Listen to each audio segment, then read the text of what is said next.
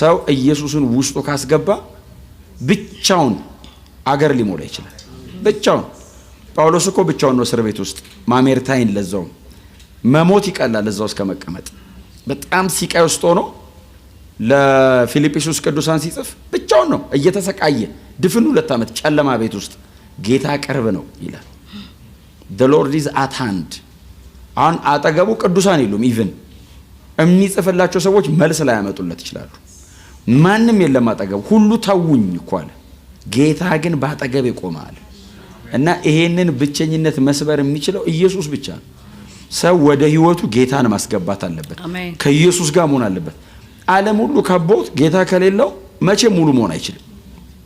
የከበበ ሰው የጊዜ ጉዳይ ነው ይበተናል የተማመንበት ሰው የነቀን ይሰበራል ጌታ ለዘላለም ነው አብሮ ነው የሚሆነው ማንንም ሄደ ማንንም አልሄደ ሞት ኢቭን ኢንተራፕት ያደርገው የጌታን አብሮነት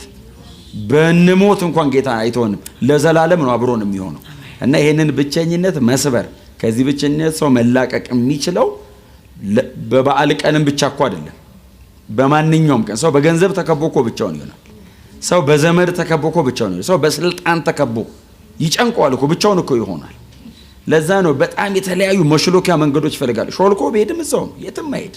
መሬት ላይ እስካለ ድረስ ስለዚህ ይሄንን ሁሉ ማሸነፍ የሚችለው ኢየሱስን ውስጡ አስገብቶ እና ጌታ ኢየሱስ ክርስቶስን ሰዎች ወደ ህይወታቸው እንዲያስገቡ ምንም ክፍያ አይጠይቅ